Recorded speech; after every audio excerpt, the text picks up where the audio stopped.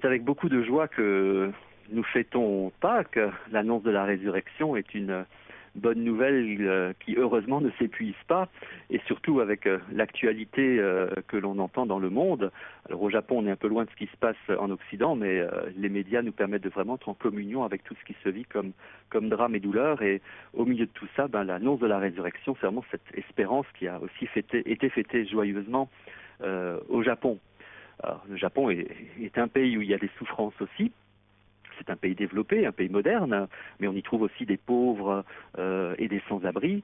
Et dans l'annonce de la miséricorde avec les œuvres qui l'accompagnent, eh bien, les chrétiens japonais sont très sensibles à partager leur foi par toutes les œuvres de solidarité qui ne sont pas là différentes de celles qu'on peut voir en Occident. Il y a un point très particulier de l'action solidaire au Japon, suite à la catastrophe de Fukushima il y a 5 ans, où il y a encore de nombreux Japonais qui n'ont pas de maison, qui n'ont pas pu rentrer dans leur village en raison de la catastrophe nucléaire qui fait que la zone est inhabitable.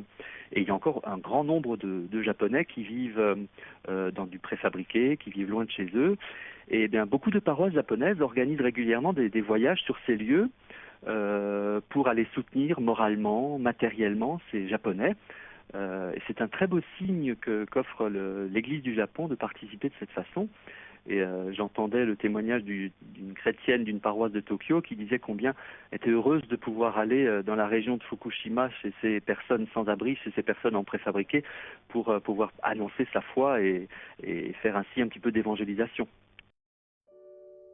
Tu es le visage visible du Père invisible, du Dieu qui manifesta sa toute-puissance par le pardon et la miséricorde.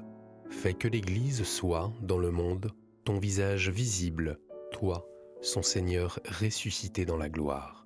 Tu as voulu que tes serviteurs soient eux aussi habillés de faiblesse, pour ressentir une vraie compassion à l'égard de ceux qui sont dans l'ignorance et l'erreur.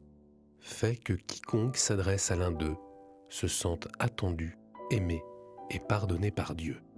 Envoie ton esprit et consacre-nous tous de son onction pour que le jubilé de la miséricorde soit une année de grâce du Seigneur et qu'avec un enthousiasme renouvelé, ton Église annonce aux pauvres la bonne nouvelle aux prisonniers et aux opprimés la liberté et aux aveugles qu'ils retrouveront la vue.